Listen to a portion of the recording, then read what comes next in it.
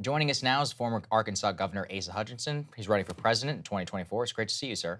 It's wonderful to be here. Your new studio looks really sharp. Thank you. We appreciate it. It's Appreciate that. very nice of you. So you're running for the GOP primary. You're running in that primary to try and become the nominee and eventually the president of the United States. Just lay out a little bit for the audience. Why are you running for president? Running for president because we're going the wrong direction right now under Joseph Biden's leadership, whether it's energy policy, whether it's too much federal spending, border security. And then secondly, I care about these issues, and my experience matches the challenges that we face. So I have something to offer for our country. And if you look at my life, I've never sat on the sidelines when there's a need that I can fill. And so I love this country, and I know that we can get back on track. I'm an optimist about it, but it's going to take some work, and I provide the skills, the leadership that can bring our country together in the sense of sort of a motto that I have is bringing out the best of America. And to me, that's what a president should be, for the best of America, bringing out the best of America. And I don't think we've seen that in recent years. Got it. So, Governor, I don't want to be a jerk, but I'm looking at the polls. You know, you have a ways to go. They've had you at 1% in most of the ones that I've seen. So what is the plan to overcome that deficit? And then, obviously, you want to win. But are there goals for the campaign if you aren't able to win? A message you want to get across, things you want to say, people you want to challenge? Are there other goals for the campaign? Well, the goal is to win. And whenever you look at our polling numbers, one, we're going up slowly, but we're going up. And secondly, everybody is in single digits except for two of the candidates, and one's falling and the other was pretty steady. And so this is waiting an opportunity to break out. Somebody's going to break out. The debate could be the opportunity, or it could be the second or third debate. But I'm okay with where we are right now. We just want to be moving in the right direction. And in terms of some other alternatives, I'm only interested in being president of the United States, but I'm also interested in my message being significant for our country. And I was the third candidate to get in. I'm in the non-Trump lane. Which means that I feel very strongly that our country is not well served with another Trump-Biden contest, and my voice makes a difference there. And so it is important that we have people that care about America, that have unique views, that are on the debate stage, and I'm one of those. Right. So you're self-identifying as non-Trump. He remains a very popular, figure in the Republican Party. I think that's completely undeniable whenever we look, not only at polls, but in terms of the overall reception. What is your biggest concern about a second term for the former president? Well, my biggest concern is that it would be the revenge tour. He wants to get even. And that's, a characteristic, regretfully, of Donald Trump. And that's not a good motivation at all. For the leader of our country. Secondly, I think he'd have a hard time pulling a team together. In his first term, he pulled a good team together because people are loyal to this country, but then the way he treated people that were loyal to him and tried to serve our country, who wants to serve in that administration? And so nobody wants the chaos that Donald Trump would bring in a second term. And I don't believe anyone would deny that there would be chaos, and that's not what our country needs, and it would be a great risk if he was president again. So the RNC is requiring all candidates to sign basically a loyalty pledge in order to get on the debate stage, which I know is something you aspire to do, saying that you will commit to support the GOP nominee, no matter who it is, even if it is Donald Trump. Are you planning to support Donald Trump if he is the Republican nominee? Well, I've always supported the nominee of the party. I've been a Republican since I was a young adult, a young lawyer in Bentonville, and I've helped build the Republican Party in Arkansas through decades of Democratic leadership, strengthening the Republican Party. So there's not anybody that's more of a loyal Republican than me. I also don't like party loyalty oaths. That's one of the reasons I became a Democrat. Was I didn't like the I became a Republican because I didn't like the Democrat Party loyalty oath, and I believe in a little bit more independence and that country is above anything else. So I don't like it, but we need to be on the debate stage, and I'm going to look at it and believe that there's going to be a nominee other than Donald Trump, so I can say I can support the nominee of the party. I see. I'm curious here, whenever you call yourself in the non-Trump lane, are we just talking politically or are we also talking policy? What are your biggest policy differences right now with the former president? Well, my biggest policy differences is that he tends toward isolationism. Okay. Whenever he set the stage for a complete withdrawal from Afghanistan, it set the stage then for Biden's disastrous withdrawal from that country that we all saw on the world stage and live in our TV at home. Secondly, he added trillions of dollars to our national debt. That he didn't have control over the spending and it wasn't a priority for his. Thirdly, whenever you look at the disruptions that he causes, whether it is in our trading relationships with our trading partners, our allies across the globe, that has not been helpful to us and the steadiness of our economy. So there's substantive differences that I'll be raising during the debate and through the course of the campaign. How long would you have stayed in Afghanistan? The key is, like, how long do you stay in Europe after World War II? We still have a presence there. So indefinitely? Well, we are indefinitely There's in not Europe. active insurgents in Europe, right? Well, you've got a lot happening in Ukraine right now. Sure. But Let me get to that in a no, minute. so if you look at Afghanistan, you look at what's happened since our complete withdrawal. You've had women's rights suppressed.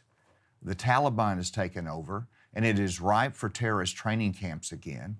And we've lost lives there going after Osama bin Laden. So should we go back in if you were president? No. It's, the die is cast. But, you could have kept a minimal presence there that would have kept the Taliban in check, that would have given that country a possibility of a future, and that they don't go back into the repression of rights that that country has been known for through history. So yes, I think that we should have had a longer presence there. But the key is listening to your military advisors. And no military advisor said, yes, we need to have 100% withdrawal from Afghanistan. That was a presidential decision. Well, it's also what the American people supported after so many decades of war. Right, and the war has to end, whether it's the Ukraine war or whether it is Afghanistan. But a presence there, just like South Korea, we have a presence there. We have a presence in Europe. We can have a small presence in Afghanistan. Now, it's too late, but that's the kind of sacrifice that our men and women in the military made for getting Osama bin Laden, for changing the leadership of the country. That was the righteous cause that we had after 9/11, and you don't leave a vacuum that is filled with the same terrorists that we went and defeated. Well, I think it's interesting because the way that you laid out the conflict, we agree, every way we went into Afghanistan in order to remove and kill Osama bin Laden. Then we eventually transitioned to some sort of democracy project. So I guess that the quibble and kind of why we're pressing you here is, like, why was it worth the several $100 million per year, the potential loss of American lives, the violation of the peace treaty that President Trump signed with the Taliban in order to keep, like you're saying, women's rights in Afghanistan? We can say that women's rights is important, but why is it worth the blood and toil of American soldiers as well as American treasure to continue that presence there? Well, I mean, first of all, we didn't need to have that deal with the Taliban. Okay. The negotiating with the Taliban was But then we not, would have been at war with the Taliban. well, Yeah. Afghanistan was largely stabilized before our withdrawal. And that's what set the stage for the disarray and the suppression of rights that you see today. And I don't believe it's the obligation of the United States to use our military forces to correct every human rights violation that's across the globe. No. We have to act in our national interest. It was in our national interest to go into Afghanistan. And that case was much stronger than ever going into Iraq. No argument here. So Afghanistan was the national interest to go in there. Once you go in, and as Colin Powell said, once you break it, you own it. Well, we broke it, and we didn't own it. We didn't stick with our support of the allies, and it wasn't just You mentioned the agreement with the Taliban. More importantly, our agreement with our allies that we are in there and we want you in there, and all of a sudden our withdrawal disrupted our relationship with our European allies and others that had followed the good faith leadership of the United States, that this is an important place to go for the global war on terrorism. Okay. So, Governor, let's talk a little bit about Ukraine. Do you basically support President Biden's approach to the Ukraine war? Are there areas where you differ? I think there's a lot of areas that he has done well in this. He's unified the European community in support of it, which wasn't hard in the sense that they're threatened. He has been consistent in his support of Ukraine. The differences that I would have would be in his decision making. It is very, very slow, and that slowness has cost a lot of lives. Give us an example of that. Well, the F-16s. He meditated for, 4 months before he decided that we ought to give him F-16s. And that was too long in the decision making. The Abrams tanks are the same way, that it took a long time to decide we want to give them our Abrams tanks. Then once we've made that decision, then it's a slow process in getting them there. America's a great company. We ought to be able to move quicker than that, and that saves lives and will end the war much quicker. So you had no qualms that the Ukrainians would use F-16s to strike Russian territory? Is that something I didn't say that. I didn't say it. And I said that we ought to give them F-16s. That's first in defending their own territory, and it could be reclaiming the territory that Russia invaded them and took from them. So that's always appropriate when we look at our support as to how this is used. And that's part of listening to the strategic military advice and working with Ukraine as to what restrictions and understandings they would be on those F-16s. But primarily, you got to reclaim the territory you lost. Certainly. One of the reasons that President Biden didn't do it is, we learned this later through FISA intercepts, is that President Zelensky said he directly wants F-16s in order to be able to strike Russian territory. So given his assurances, at what level are we supposed to hold the word of our Ukrainian allies when we have private intercepts, and in some cases even public protestations, about the limits of American aid on their ability to strike against actual Russian territory, not even disputed Crimean territory? We're talking about Rostov and deeper inside of Russia. Well, those are tougher calls, and they're strategic calls. Obviously, you don't want attacks on military targets that are not relevant to the war in Ukraine. But if you've got a base right across the line that's that's sending in rockets that kill civilians, you might have a need to take out that position. So under your presidency, you would be fine with the Ukrainian military undertaking an operation like that, giving aid given by the United States taxpayer? It has to be very clearly defined. We're giving them support with our military armament. They have discretion as to how they use it, but just like the cluster bombs that we made a decision, President Biden made a decision, had to go there. That's not an ideal decision. Do you support it, though? Well, I would like to think if I'd been president, we wouldn't have lost our ability to produce traditional ammunition, and we would have been better prepared, that we'd never had to have that as an option. So I would like to believe that would have never happened under my leadership. It's not ideal. Now, whenever you're in a desperate situation, you need ammunition. Do you go to that level? President Biden said yes on that. But the point being, you've got, understandings as how that's going to be used. And if Ukraine violates those understandings, we've got a pretty heavy hand to withdraw a level of support and say, all right, you're not going to get the next round of F-16s if you're not following our guidance and understanding the sensitivity of attacks in Russia or excessive use of those cluster bombs. How do you think about the risk of escalation? Because, listen, we agree with you that the Ukrainian cause is just, we're all on the same page there. However, we have to acknowledge the reality that Russia is a nuclear-armed superpower. And there is some risk, then this is part of why Biden has been slow in these decisions and why, frankly, I think that sending F-16s, and I certainly think cluster bombs are a mistake, is because You continue up this chain, where does it ultimately lead? There are a lot of people raising alarms about the possibility of tactical nukes being deployed and what sort of broader conflagration that could lead to. How would you think about and manage those risks as President of the United States? What would be the upper ceiling, or is there an upper ceiling limit on your support? Well, yeah, the limits are, first of all, we're not sending our personnel there, and that's what we're trying to avoid.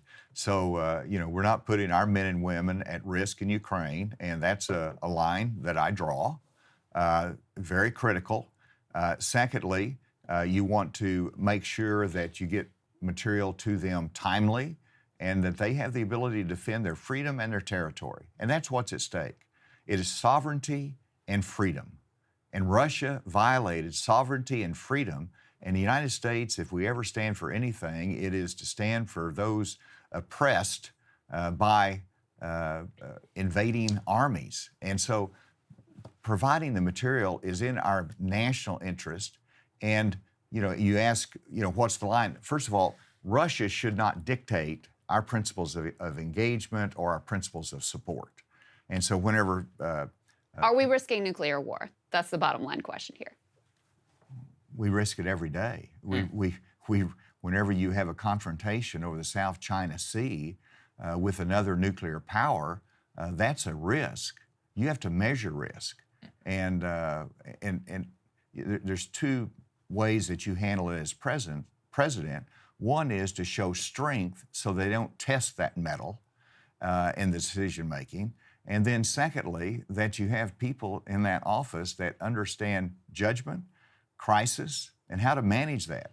Whenever I had a standoff when I was United States Attorney with a terrorist group in northern Arkansas, I was asked by the hostage rescue team to come in and to assist in the negotiation. They gave me a bulletproof vest. I went out there and I did that. And guess what? We didn't have a shootout. We had a peaceful resolution of that in which I prosecuted the violators in court, but we didn't have the armed shootout, loss of life that ever I expected to happen. And that's good judgment. Last question on Ukraine. Do you support NATO membership for Ukraine? I do not. Whenever you look at NATO, that would trigger our personnel under the Article 5 provisions of our NATO agreements. And so that's part of the reason we need to continue to support Ukraine independently of NATO so that, Article 5 is not triggered. And so during this time of war, NATO should be off the table. Got it. Let me ask you about an issue that has obviously come to the fore of our politics after the Dobbs decision, Roe versus Wade, being overturned. I know you signed as governor a fairly restrictive law in the state of Arkansas. I also know you're on the record saying that if it was on your desk, you would sign some sort of national abortion ban with some exceptions. Former Vice President Mike Pence is on the record saying that, in the national ban he envisions, women who are carrying non-viable fetuses would be required to carry those to term. Do you agree with that stance from former Vice President Mike Pence? If that bill was on your desk, would you sign it? The only commitment I've made is that if there was a 15-week prohibition, with the exceptions of the life of the mother, the cases of rape and incest, then if that's a consensus that Congress arrives at, then I would sign that. I think beyond that, the exceptions are very important, and that I'm sure will be discussed in the conference and as to whether Congress can agree upon that.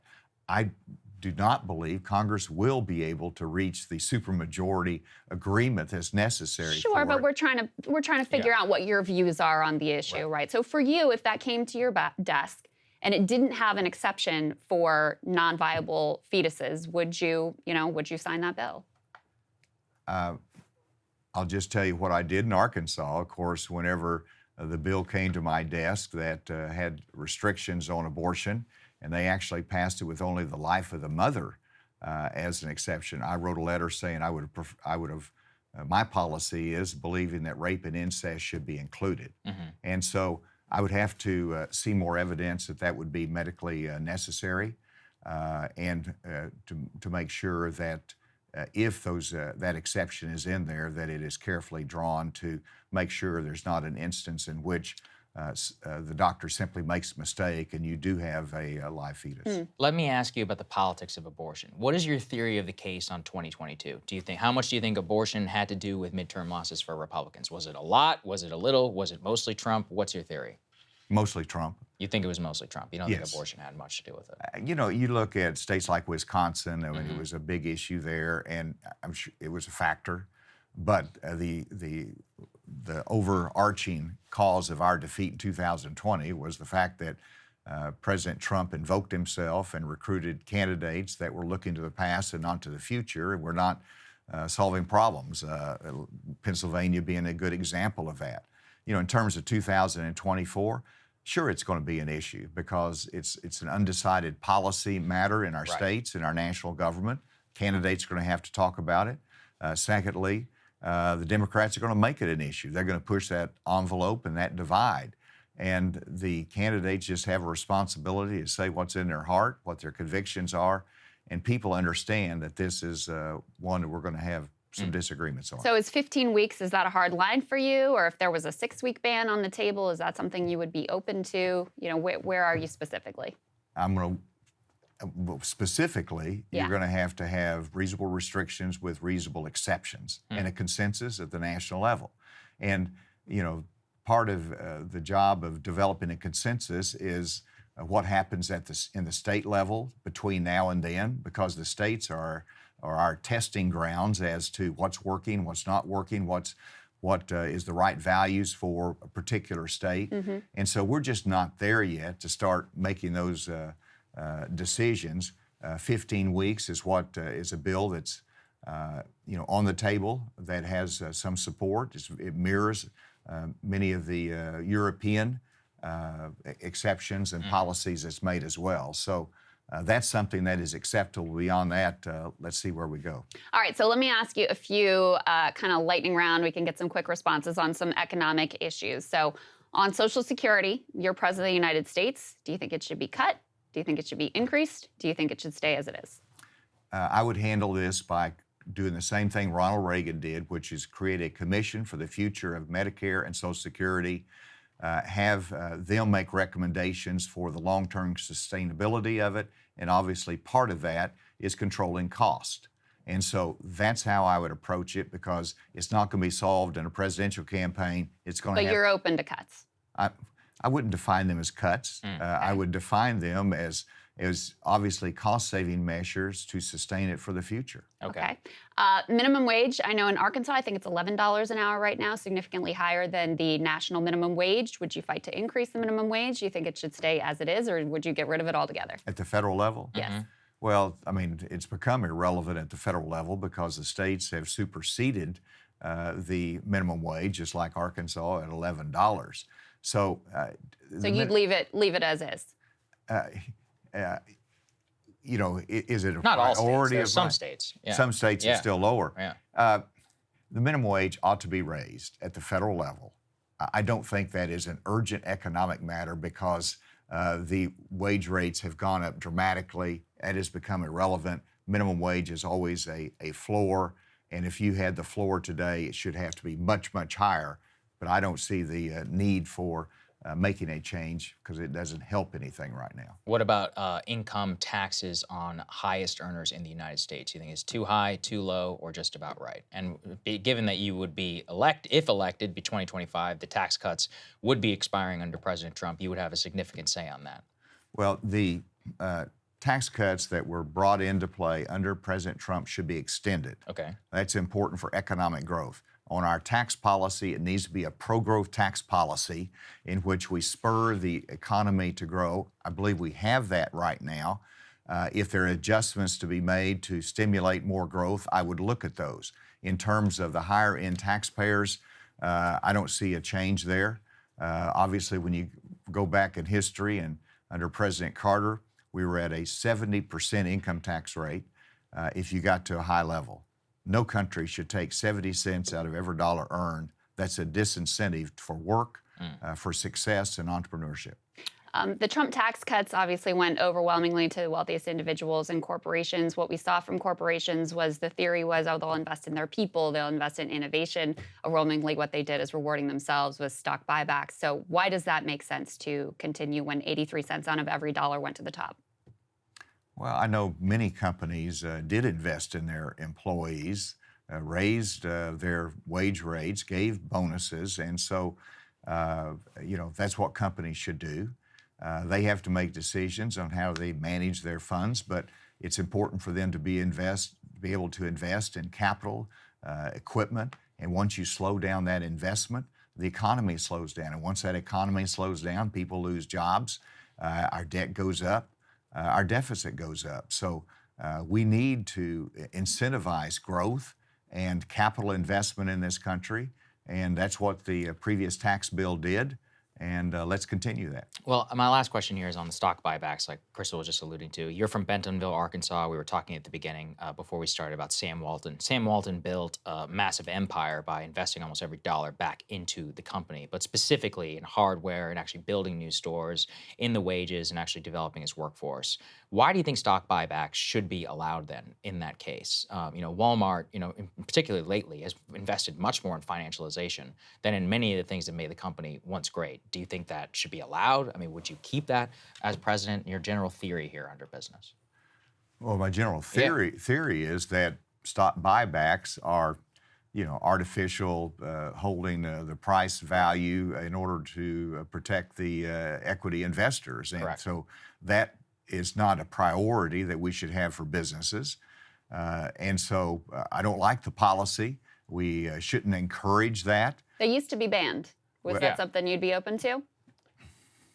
I don't like telling businesses how they need to invest. Now, as Ronald Reagan said, if you want to increase it, subsidize it. If you want to decrease it, tax it. And so there is some merit, even as a conservative, in using that for pro-growth. If it's stymie growth, then we ought to look at discouraging that. And do you think politicians should be allowed to trade individual stocks? No. Okay. No, All right. I tell you, Congress, they have too much information that they know that the average citizen does not know, and so they should not be trading. All right. Well, Governor, very grateful for your time. Thank you so much. Great to have you in today. thank you, sir. Appreciate Thank it you. very Good much. to be with you. Yeah, good luck to you. Hey guys, if you like that video, go to breakingpoints.com, become a premium subscriber, and help us build the best independent media organization on the planet. That's right. We're subscriber funded. We're building something new. We want to replace these failing mainstream media organizations. So again, to subscribe, it's breakingpoints.com.